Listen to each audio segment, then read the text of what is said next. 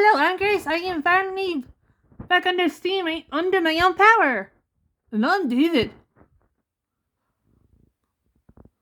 The W1 tank engines around. There's a few of us still around. They can't get rid of us that easy. No, they can't. So Grace. But I'm finally back under steam.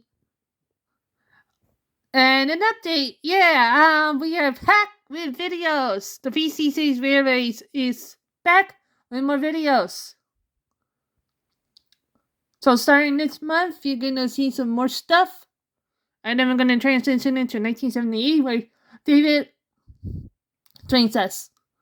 That'll be season 3. So season 2, we're at the end. With that, even though I don't join the railway till the current day modern stuff, because anyway, we are doing Stories of Sodor expansion on this library. Yeah. Oh,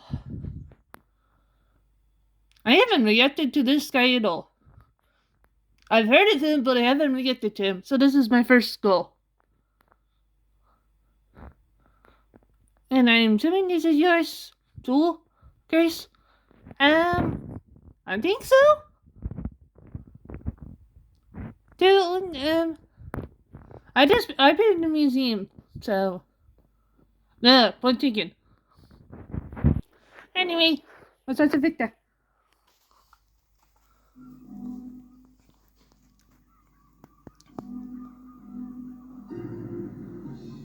The train, for its type, is the most powerful vehicle on land. And the engines of Sodor are the power behind the docks, industries and branch lines that make up the world-renowned Northwestern Railway. These are the stories of Sodor.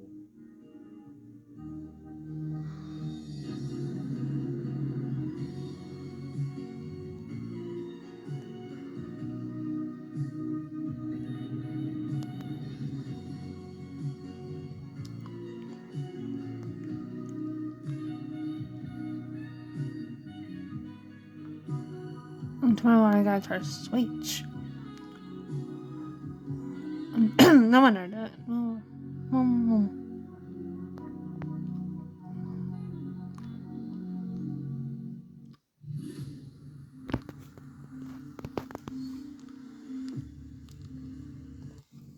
In my story about the closure of the Mid-Sodor Railway, you may recall how most of its assets were taken on by the Skarloey Railway. Something I didn't mention about that deal was the SKR also took on a large portion of the MSR staff, including the company's former owner, Sir Handel Brown. He joined the SKR's board of directors and worked his way up to become general manager. Shortly after this appointment, his friend and owner of the SKR, Mr. Peter Sam, had to resign due to health reasons. This effectively gave Sir Handel full control over the railway, and I'm pleased to say, under his leadership, it went from strength to strength. Year after year, ever-growing crowds of people flocked to the line to enjoy its stunning natural beauty and marvel at its diverse fleet.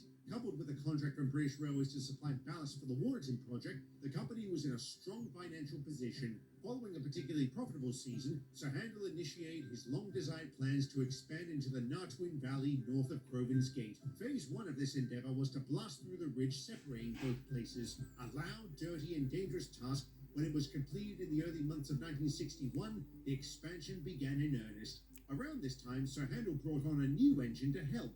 Hi there, my name's Rusty. Hello, Rusty. Welcome to the Skarloey Railway. I'm Skarloey. Wow, the Skarloey. I've heard about you. It's such a pleasure. Ho, ho, ho, ho. All right, lads, settle down. There's no need to get overexcited. I'm nothing special, just a humble engine like yourself and Atlas here. How do you do, mate? So where have you come from? The East Cornwall Mineral Railway. I've heard of that one. A pretty old line, if I'm not mistaken. What did you do there?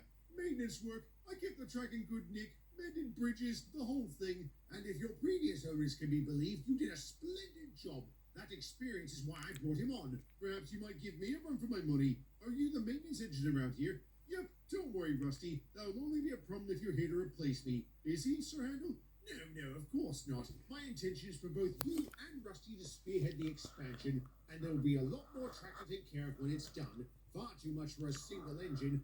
Phew, that's a relief. When I first arrived on the East Cornwall, it was to replace the maintenance engine it had. It was faceless, but there were some non-faceless blokes who didn't take kindly to that. Kept going on about diesels taking jobs away from proper engines. Never fear, lad. The only time we'll take issue with you being a diesel is if you bang on about being superior to steamies. Don't worry, I'm nothing like those supremacist snobs BR's pumping out. That's a relief. I do not like conflict on my railway. Now, I'm going to leave you with Atlas. Listen to him, learn from him, and you won't go wrong. Any questions? No, sir. I should be all right. Well, I and my engines are here if you need help. Good luck, Rusty. And again, welcome. Thank you, sir.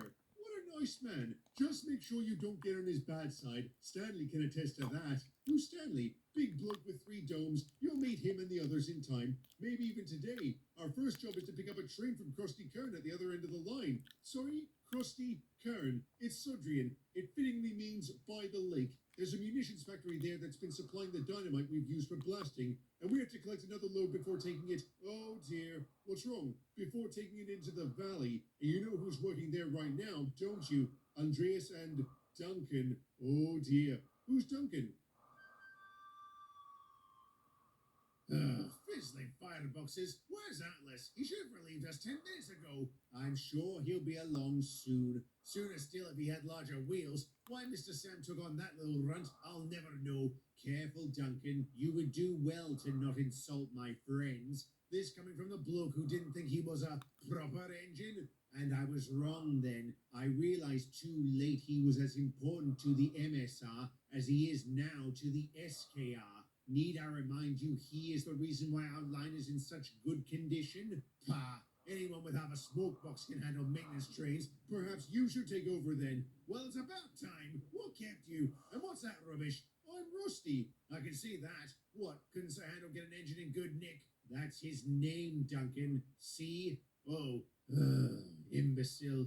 How do you do, Rusty? I'm Andreas. Welcome to the Skarloey Railway and the Nartwin Valley. Thank you, Andreas. I'm thrilled to be here. It's so beautiful. It's almost a pity we have to destroy some of it to expand. A diesel with a conscience? Now I've heard everything. What's that supposed to mean? It means how can your kind feel bad about anything when you were built solely to replace steamies? I'm not here to replace anybody. I'm here to work just like you. If you worked just like me, then you'd be on time. First off, like bollocks, you're always on time. Second, if he worked like you, he'd constantly complain. And third, we're late because there was a mix-up at the factory. They gave our train to Duke. We had to chase him down to get it back. Another mix-up? Bust my buffers. They've had all sorts of problems ever since they took on that new supervisor. What did you expect? He's the foreman's son. Nepotism is the bane of good business. It's a miracle we've survived this long because of it. Do not start that again, Duncan. Sir Handel became manager through competence and excellence, not the patronage of Mr. Sam. If he was so competent, how come the mid-Sodor closed down? That wasn't his fault. We couldn't compete with the roads. Hogwash. A good manager always finds a way to stay competitive, and so do the bad ones, especially the bad ones. How would you know? Never you mind. Come on, let's get out of here. We've had a hard day, and I need some rest. Fine. Nice to meet you, Rusty. I look forward to working with you. Yeah, me too.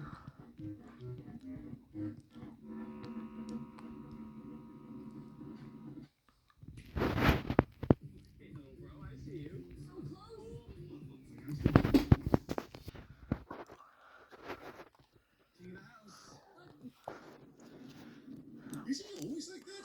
No, sometimes he's really unpleasant. So me being a diesel is a factor, but he's a git to all of us, so don't take it personally. I'll try not to. Attaboy. Anyway, we've got a job to crack on to, so what do you say we get started? I say, bombs away!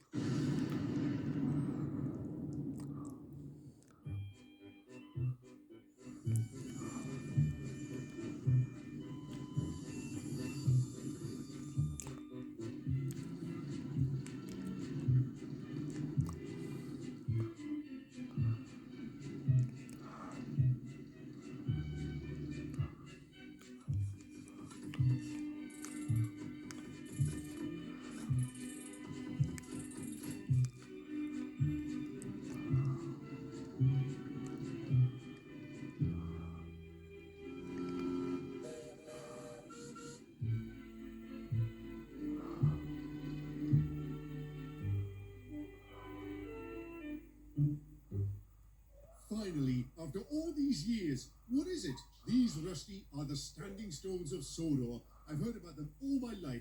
Now, to look upon them with my own eyes, you can't imagine. You're right, I can't.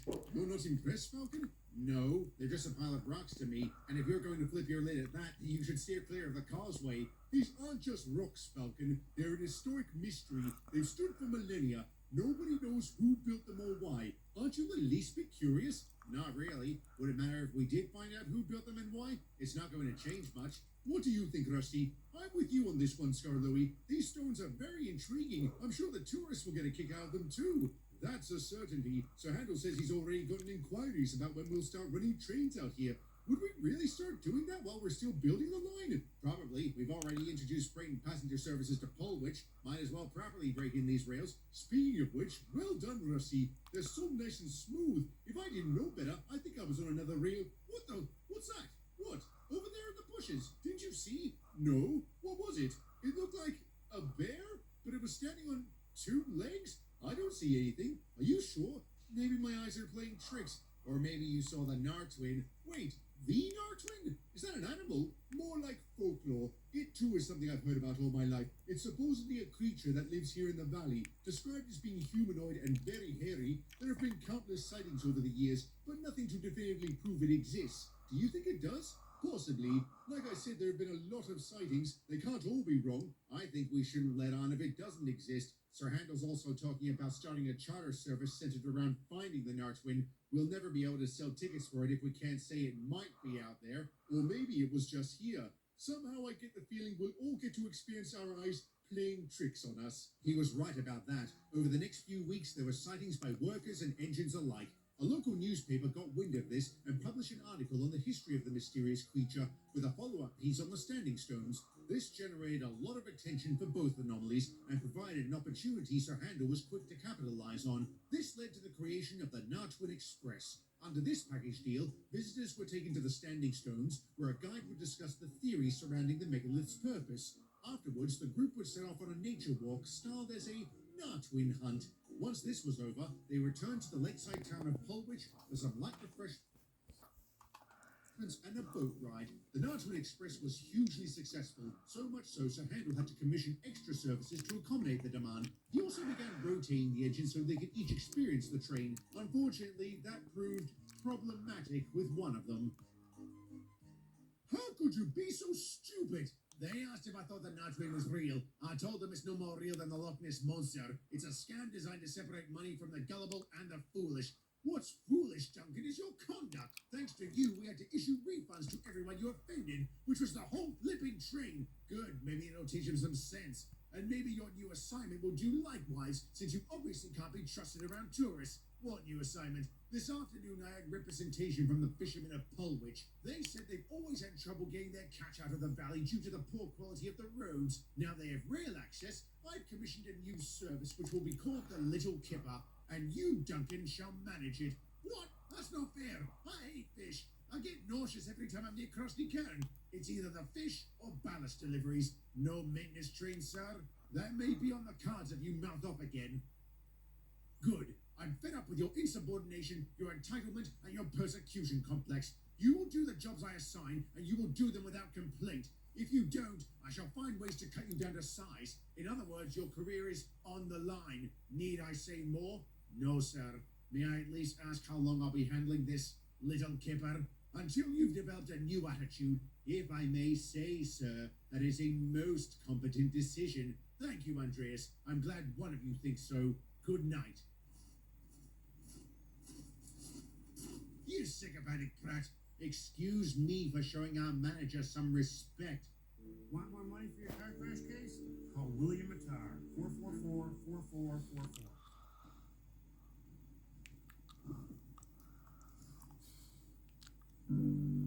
Perhaps if you did on occasion, you might end up in his good graces. I don't need to be in anyone's good graces. That's never been more apparent than right now. Shut your gob, Pipsqueak. How about you shut yours? We've just about had enough of your insults. You're more trouble than you're worth. Is that to say he's no trouble at all?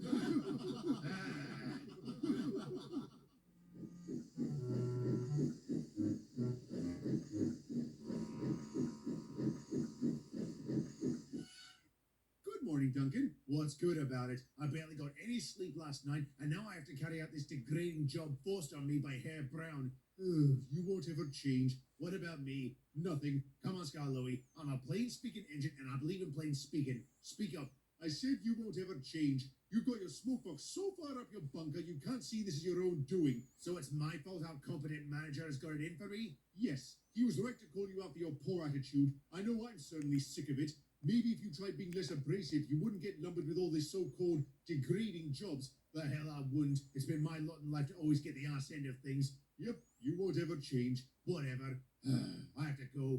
Can't keep the good fisherman a Polwich waiting. All right, but before you head off, take care when passing through the gorge. Some rocks fell on the track during the night. We've repaired the damage, but the rails might still be a little wonky. I know my way about. I don't need smelly diesels to tell me what to do. Oh, nice.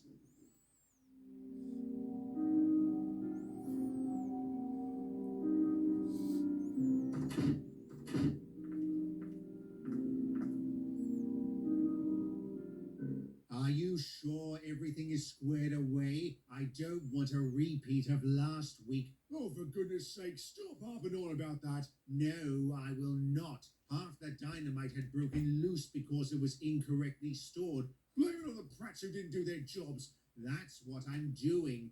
As supervisor, you should have checked to make sure the job was done properly. The chaps at Croven's Gate said it was a miracle my last train didn't explode. Right now, I kind of wish it had. You cad. Watch it with the abuse I'm telling my father.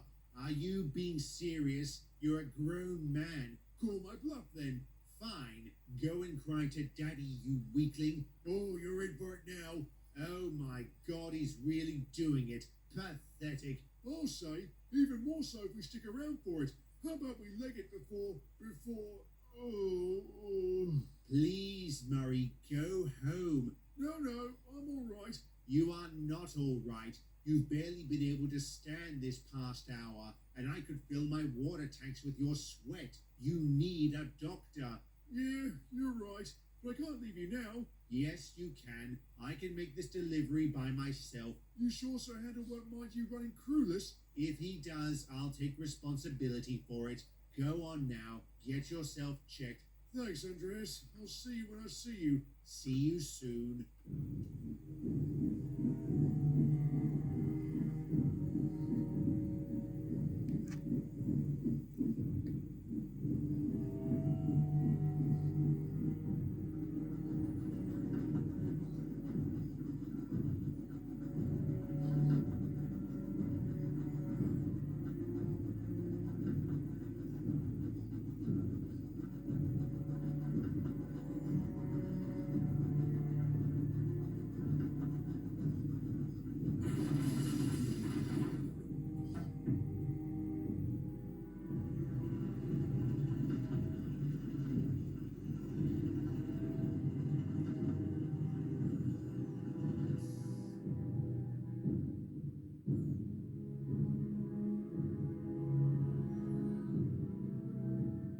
I warned you! Shut up! I warned you! But all you did was call me names! And I'll keep doing it if you don't bug off! Duncan, why are you like this? Aggressive? Angry? Defiant? Did something happen to you? Yes. All my life I've been surrounded by spiteful, rude, disrespectful sods who treat me like rubbish.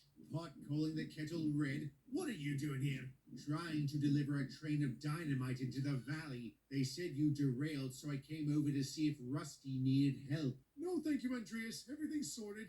Good work. I don't suppose our belligerent colleague here has said anything to that effect? What do you think? Is it so hard to say thank you, Rusty? Why would I thank him for doing his job? How many times have I been thanked for doing the same? It's always about you, isn't it? Sometimes I wonder why I bother talking to you. I wonder the same thing. Anyway, I'm back on the rails and I've got a train to take. Where's your train, Andreas?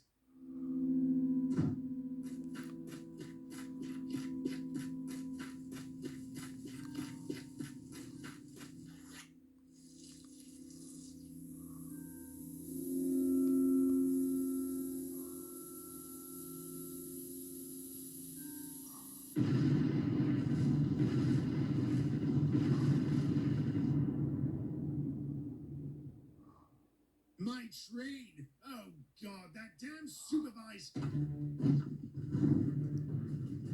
Landslide! Get clear!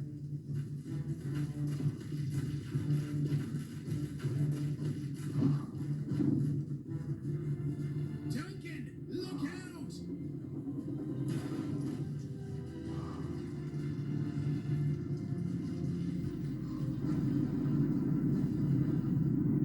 Andreas!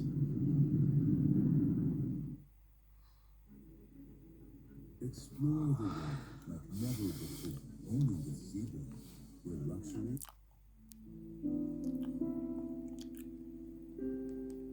He was a good man, dedicated, hardworking, loyal. He'll be sorely missed. And he shouldn't be. He should be here resting after a hard day's work. But thanks to you, Duncan, that won't happen. How's this my fault? If you hadn't ignored Rusty's warning, you wouldn't have derailed and he wouldn't have been in the gorge. But his train would have still exploded. How many might have died had that happened in the heart of Polwich or any of the work sites? So it's better he was the only one who snuffed it? Of course not. It's horrible. He died a damn hero saving my life. Oh, God. You're right, Atlas. This is my fault. I got him killed. No, Duncan, you didn't. They just completed the initial investigation. The dynamite on board Andreas' train was improperly stored, contrary to the safety checks signed off by the supervisor. That mongrel!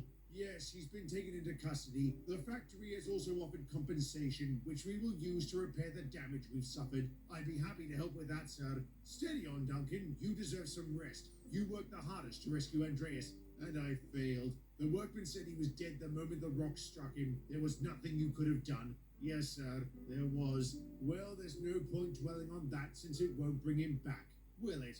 No, sir, but I am serious. Whatever you need, whenever you need it, just say the word. Well, if you insist, I'll put you in charge of the repair operation. Thank you, sir. I won't let you down. I believe that. Sir Handel, can we hold a funeral for Andreas? Absolutely. I've already planned one for this Friday. If anyone wishes to say a few words, you're more than welcome.